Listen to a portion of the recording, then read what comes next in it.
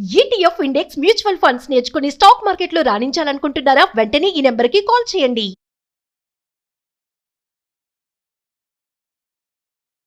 నమస్తే, welcome back to Suman TV. Present మనతో పాటు ఉన్నారు stock market analyst Sundararam Reddy గారు.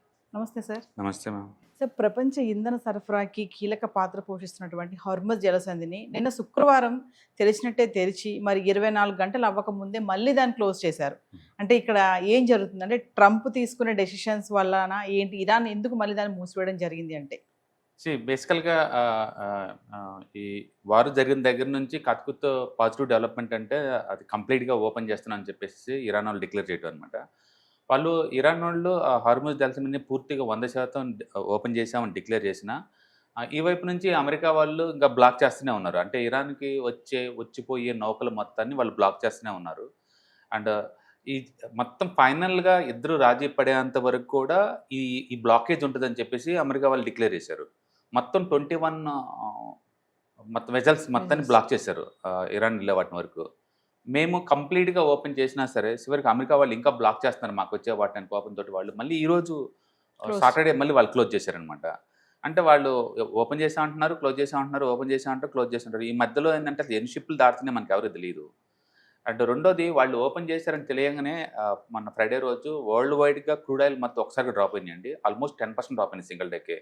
అండ్ స్టాక్ మార్కెట్ లైన్ చాలా స్ట్రాంగ్ పాజిటివ్గా మూవ్ అయింది. అండ్ ఈవెన్ ఇండియాలో కూడా ఇప్పుడు గిఫ్ట్ నిఫ్టీ లైవ్ మార్కెట్లో ఇప్పుడు ఆల్మోస్ట్ 400 పాయింట్లు ప్లస్లో ఉంది.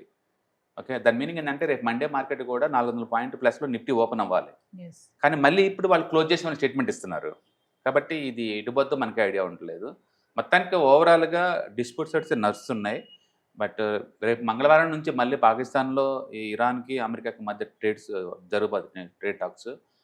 వాటిల్లో ఏదైనా పాజిటివ్గా వస్తే మనం ఎక్స్పెక్ట్ చేయొచ్చు. మొత్తానికి ఏదైనా కానీ 1 మంత్ బ్యాక్ ఉన్న సివియారిటీ అయితే ఇప్పుడు లేదు. అంటే ప్రస్తుతానికైతే ఇంకా సీజ్ ఫైర్ కంటిన్యూ అవుతూనే ఉంది. బట్ అమెరికా వాళ్ళు అయితే మేము తగ్గేది లేదు, కంప్లీట్గా వాళ్ళు ఓపెన్ చేశామని చెప్పిన తర్వాత మళ్ళీ కంప్లీట్గా రాజీకి వస్తే అప్పుడు మేము బ్లాకేజ్ చేయడం ఆపేస్తాము. అప్పటి వరకు మా నౌకలు కంపల్సరీ బ్లాక్ చేస్తామని చెప్తున్నారు వీళ్ళు. మేము ఓపెన్ చేసిన తర్వాత కూడా మా నౌకలు బ్లాక్ చేస్తున్నారు కాబట్టి మేము అసలు దీన్ని ఓపెన్ చేయమని చెప్పేసి మళ్ళీ హార్మూజ్ని మళ్ళీ వాళ్ళు మేము క్లోజ్ చేస్తామని చెప్పి ఈరోజు స్టేట్మెంట్ ఇచ్చారు. మొత్తానికైతే ఇద్దరు ఒకరి మీద ఒకరు పోటీగా అది క్లోజ్ చేస్తున్నట్టు కనపడతా ఉంది. మొత్తానికి ఏదైనా కానీ వార్ టెన్షన్స్ అయితే తగ్గిపోయినాయి అండి. ఇంత ముందున్నంత ఫియర్స్ అయితే ఇప్పుడు లేవు. అంటే స్టాక్ మార్కెట్స్ అన్ని పాజిటివ్ బయాస్ మీద రన్ అయ్యే ఛాన్స్ ఎక్కువ. అంటే ట్రంప్ మాటల్లో క్లారిటీ లేదు, కన్ఫ్యూజన్గా ఉంది మాకు అని అనుకోవచ్చు అంటారా ఇరాన్? యాక్చువల్గా ఈ ట్రంప్ రోజుకి 5-6 సార్లు ట్వీట్ చేస్తూనే ఉంటున్నాడు ఈ వార్ గురించి. వాళ్ళు మాకు అణు ఆయుధాలు మాకు సరౌండ్ చేస్తున్నాం అని చెప్పేసి, అండ్ ఇరాన్లో ఉన్న అణు ఆయుధాల మొత్తాన్ని మేము అమెరికా తీసుకొస్తున్నాం అని చెప్పేసి ఏదో ఒకటి ట్వీట్ చేస్తున్నాడు. అసలు మేము అవన్నీ అనలేదు, అన్ని అబద్ధాలు చెప్తున్నాడు అని చెప్పి. ట్రంప్ అబద్ధాలు చెప్తున్న విషయం ప్రపంచం మొత్తం తెలుసు. ఇప్పుడు ఇండియా పాకిస్తాన్ వారు నేను ఆపానని కనీసం 100 మాటలని ఉంటాడు. అసలు మీ మధ్య మీ ఇన్వాల్వ్మెంట్ లేదని చెప్పేసి ఇండియా వాళ్ళు వెరీ క్లియర్గా చెప్పిన తర్వాత కూడా అంటే ట్రంప్ ట్వీట్స్ అన్ని అలానే ఉంటాయి. కాబట్టి ట్రంప్ ట్వీట్స్ నమ్మడానికి వీల్లేదు. బట్ అదే టైంలో ఇరాన్ నుంచి కూడా కూల్ అవుతున్నట్టు కనపడతా ఉంది. ఎందుకంటే వాళ్ళు ఏవియేషన్ సెక్టర్ మొత్తం ఓపెన్ చేశారు ఈరోజు. ఓకే, అండ్ బహుశా అమెరికా వాళ్ళు కనుక హార్మోజ్ మీద వాళ్ళ పెత్తనం ఏం లేదు, కంప్లీట్గా ఓపెన్ చేశారని నమ్మకం వచ్చిన రోజు బహుశా వాళ్ళు బ్లాకేజ్ ఆపేస్తారు. వాళ్ళు బ్లాకేజ్ ఆపేసినప్పుడు కంప్లీట్గా స్మూత్గా అవుద్ది. ఏదైనా కానీ ఇప్పుడు అది కంప్లీట్గా అది ఓపెన్ చేసినా సరే అక్కడ ఉన్న టాపిక్ మొత్తం క్లియర్ కావడానికే మంత్స్ టైం పట్టిద్దండి. ఇప్పుడు అన్ని చోట్ల రిజర్వ్ నిండిపోయి ఉంది అనమాట. అవన్నీ మళ్ళీ ఖాళీ చేసి రావాలి. షిప్మెంట్కి ఇట్ టేక్ మంత్స్ టైం అనమాట. ఈలోపు వారు బాగా తగ్గింది అని చెప్పేసి ఇన్సూరెన్స్ కంపెనీ వాళ్ళు ఇన్సూరెన్స్ ప్రీమియమ్స్ తగ్గడానికి ఒప్పుకోవాలి. ఇవన్నీ జరగడానికి ఇట్ టేక్ మంత్స్ టైం అనమాట. రీసెంట్గా ఒక రిపోర్ట్ వచ్చేసింది, ఆల్మోస్ట్ 2 years పట్టిద్దంట మళ్ళీ పాత రేట్లకి అండ్ పాత ప్రొడక్షన్ రావాలి అంటే. ఎందుకంటే చాలా డ్యామేజ్ జరిగింది గల్ఫ్లో చాలా వాటిల్లో. ఏదైనా కానీ గల్ఫ్కి చాలా హెవీగా డ్యామేజ్ జరిగింది. వాళ్ళు స్పోర్ట్స్ సెంటర్ చేద్దాం అనుకున్నారు ఏసియాకి. అండ్ రిచువల్ మొత్తాన్ని అట్రాక్ట్ చేసేసి 24/7 ఒక స్వర్గంలాగా చేద్దాం అనుకుంటున్నారు. అది రియల్ ఎస్టేట్ డమాల్ అయిపోయింది. అంటే కొత్త పెట్టుబడులు వచ్చే ఛాన్స్ లేదు. అంటే డేటా సెంటర్లు కొత్తవి కూడా అక్కడికి వచ్చే ఛాన్స్ లేదు. మొత్తానికి ఎనఫ్ డ్యామేజ్ జరిగిపోయింది గల్ఫ్ కంట్రీస్లో. అండ్ యుద్ధం ముందు వేరు, యుద్ధం తర్వాత వేరు అనమాట. అంటే ఫ్యూచర్లో లాగా మళ్ళీ గల్ఫ్ ఫ్లరిష్ అవుద్దంటే చెప్పడం కష్టమే. బట్ ఏదైనా కానీ యుద్ధం ఆగిపోయిందంటే ఫస్ట్ క్రూడ్ రేట్ పడిపోతే ఇండియా లాంటి కంట్రీస్కి క్రూడ్ రేట్లు తగ్గిపోతాయి కాబట్టి ఇదవుతుంది అనమాట. ఎందుకంటే ఇప్పటికే ట్రేడ్ డిఫిసిట్ పెరుగుతుంది దీని నుంచి. అంటే ఏదైనా ఇప్పుడు ఇండియన్ క్రూడ్ ఆయిల్ బాస్కెట్ రఫ్గా 110 దగ్గరికి వచ్చేసిందండి. ఒక 1 పాయింట్ ఆఫ్ టైంలో $156 వెళ్ళిపోయింది పర్ బ్యారెల్. అది బాగా తగ్గుతుంది. అంటే బ్రింట్ క్రూడ్ ఆయిల్ లేదా WTI క్రూడ్ ఆయిల్ 2 కూడా బిలో 90కి వచ్చేసింది అనమాట. That's good thing. అంటే అప్పుడప్పుడు వాళ్ళు వీళ్ళు నెగిటివ్గా మాట్లాడుతున్నా సరే మొత్తానికి మార్కెట్ అయితే పాజిటివ్ తీసుకుంది. కాబట్టి క్రూడ్ బిలో 90 ఉండే ఛాన్స్ ఎక్కువ ఉంది. రేపు మండే మార్కెట్ కూడా పాజిటివ్ ఓపెన్ అయ్యే ఛాన్స్ ఎక్కువ ఉంది. Yes. అంటే ఈ హార్మోజ్ సంధి ఏదైతే జలసంధి ఏదైతే మళ్ళీ క్లోజ్ చేశారు కదా సార్, దాని ఇంపాక్ట్ మార్కెట్ పైన బాగానే పడింది అనుకోవచ్చా? డెఫినెట్గా అండి. ఎందుకంటే క్రూడ్ 20% కానీ బట్ మన ఫర్టిలైజర్ సెక్టార్ అయితే ఆల్మోస్ట్ 30 to 40% వెయిటేజ్ ఉందన్నమాట దానికి. అంటే హీలియంకి అయితే ఆల్మోస్ట్ 80% వెయిటేజ్ ఉందన్నమాట దాంట్లో.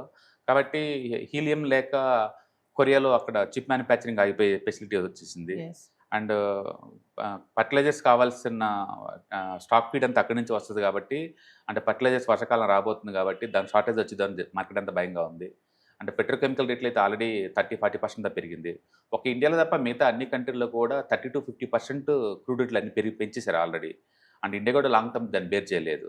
కాబట్టి అది ఎంత త్వరగా సెటిల్ అయితే అండ్ ప్రపంచం మొత్తానికి అంత బెటర్ అనమాట. దానివల్ల ఎవరికి ఉపయోగం లేదు బేసికల్గా. కాబట్టి ఆ యుద్ధం ఆగి దానికి పర్మనెంట్గా సొల్యూషన్ దొరికితే ప్రపంచానికి అన్నిటికీ బాగుంటుంది అనమాట. అంటే యుద్ధం మళ్ళీ స్టార్ట్ అయ్యే ఛాన్సెస్ ఉన్నాయనుకోవచ్చు. ఉండవు. ఒక న్యూస్కి మార్కెట్ ఒకసారి రియాక్ట్ అవుతుందండి. మళ్ళీ ఈసారి నిజంగా యుద్ధం బిగినైనా ఇంత ముందులాగా ప్రొలాంగ్ ఉంటుందని నేను అనుకోవట్లేదు. యుద్ధం చేసే పరిస్థితి కూడా లేదు. ఎందుకంటే హార్మోన్ మేము ఓపెన్ చేసామనే డైలాగ్ వచ్చిందంటే ఊరికేం రాదు. ఇంతకుముందు 100% మేము బ్లాక్ చేస్తా ఉన్నారు, అది ఓపెన్ చేశారు. ఎందుకంటే ఇప్పుడు అమెరికా వాళ్ళ వెజల్స్ అన్ని అక్కడ వచ్చేసి ఆల్రెడీ ఇరాన్ వెళ్ళే వచ్చిపోయే వాటన్నిటి బ్లాక్ చేస్తున్నారు. ఎంత అంటే ఇప్పటికే 21 బ్లాక్ చేశారు. పర్ డేకి మొత్తం ఇరాన్ నుంచి షిప్మెంట్ ఆగిపోయేసరికల్లా 3,000 కోట్ల దాకా లాస్ వస్తుంది. ఇది ఎంతకాలం కంటిన్యూ అయితే అంత ఎక్కువ లాస్లోకి వెళ్ళిపోద్ది ఇరాన్. కాబట్టి ఈసారి పర్మనెంట్ సొల్యూషన్ దొరికింది. ఎందుకంటే అమెరికన్ నేవీ వాళ్ళు ఎవరు అక్కడి నుంచి బయటకు వచ్చేలా లేరు అంటిల్ ఫైనల్ సెటిల్మెంట్ చేసుకుంటే తప్ప. అందుకని ఎంత ఎక్కువ టైం పాస్ చేస్తే అండ్ ఇరాన్కి అంత దండగా. ఎందుకంటే వాళ్ళకి షిప్స్ ఏం రావట్లేదు.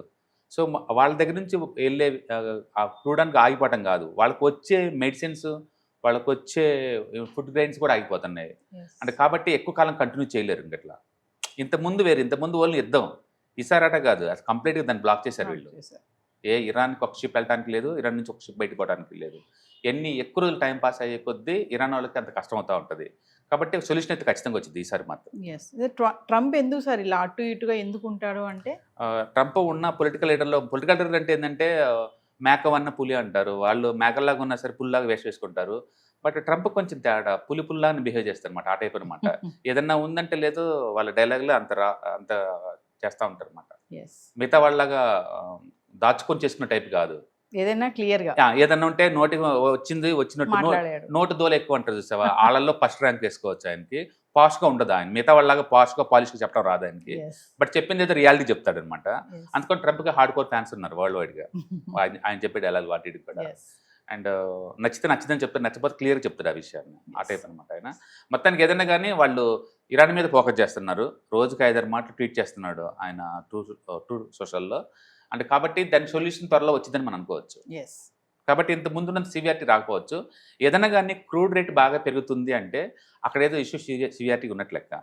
అండ్ క్రూడ్ రేట్ కూల్ అవుతున్నాయి అనుకోండి, మ్యాటర్ ఏం లేదన్నట్లు లెక్క అనమాట. ఇక సోషల్ మీడియా అంటావా దాని గురించి ఎప్పుడెప్పుడు న్యూస్ అన్ని అప్ అండ్ డౌన్ చేస్తూ ఉంటారు. కానీ బట్ మనకైతే ఒక క్రూడ్ ఒక రేటు ఒక్కటే మనకే కొలబద్దు అనమాట. అది కనుక బిలో 90 లోపు ఉందనుకోండి, అసలు ఇలా ఎలాంటి యుద్ధం లేనట్లు లెక్క అనమాట. అండ్ ప్రపంచం అంతా అదే కోరుకుంటుంది. ఎందుకంటే ఇప్పటికే లాస్ట్ 1 month నుంచే చాలా ఎకానమిక్స్ అన్ని అటు ఇటు ఊగిపోయినాయి. అండ్ డెఫినెట్గా ఇది ఇంకా సెటిల్ అవుద్దని నేను అనుకుంటున్నాను. ఎందుకంటే వాళ్ళు బ్లాక్ చేశారు కాబట్టి. ఈ బ్లాక్ ఎంత కాలం ఉంటే అంత ఇరాన్కి స్ట్రెస్ అవుతూ ఉంటుంది. కాబట్టి దాన్ని పర్మనెంట్గా వాళ్ళు దాన్ని అడ్డుకోలేరు. అందుకని నేను వాళ్ళు ఓపెన్ చేశారు. అది కంటిన్యూ అవుతుందని నేను అనుకుంటున్నాను. ఎందుకంటే రెండోసారి టాక్స్ మళ్ళీ నెక్స్ట్ వీక్ ఉన్నాయి కాబట్టి దాంట్లో మనకు ఫైనలైజ్ వచ్చింది. హాయ్, మార్కెట్స్ చాలా వాలటిలిటీ ఉన్నాయని భయపడుతున్నారా? మార్కెట్ ఆల్ టైమ్ హైలో ఉందని దూరంగా ఉండాలనుకుంటున్నారా? ఏది రైట్ టైం మార్కెట్లో ఎంటర్ అవడానికి, ఏది బెస్ట్ టైం మార్కెట్లోంచి బయటకు పోవడానికి తెలుసుకోవాలనుకుంటున్నారా? మార్కెట్లో mutual funds, ETFs, index funds ద్వారా మనీ మేక్ చేద్దాం అనుకున్నారా? ఇలాంటి మీ డౌట్స్ కి క్లారిఫికేషన్ కోసం ఈ webinar. ETFs, index funds and mutual funds కోర్సులో జాయిన్ అవ్వండి. మీ డౌట్స్ క్లారిఫికేషన్ చేసుకోండి. Every month Saturday, Sunday and Monday conduct చేసే ఈ కోర్సులో మీకు ఈటీఎఫ్స్ అంటే ఏంటి, ఇండెక్స్ ఫండ్స్ అంటే ఏంటి, మ్యూచువల్ ఫండ్స్ అంటే ఏంటి, different type of ETFs, index funds, mutual funds అంటే ఏంటి, ఇందులో ఇన్వెస్ట్ చేయడం ద్వారా లాంగ్ టర్మ్ లో వెల్త్ ఎలా క్రియేట్ చేసుకోవాలా, షార్ట్ టర్మ్ లో ఎలా వెల్త్ క్రియేట్ చేసుకోవాలా, ఎనీబడి కెన్ ట్రేడ్ ప్రోగ్రామ్ ఎలా పార్టిసిపేట్ చేయాలా, ఇలాంటి అన్నిటికీ మీకు ఆన్సర్ దొరుకుతుంది. కాబట్టి మీకు ఎవరికన్నా ఇలాంటి వాటిలో వెల్త్ క్రియేట్ చేయాలని కనుక ఇంట్రెస్ట్ కనుక ఉంటే కింద స్క్రోల్ అవుతున్న నెంబర్ కి కాల్ చేయడం ద్వారా మీ సీట్ని బుక్ చేసుకోండి. Thank you.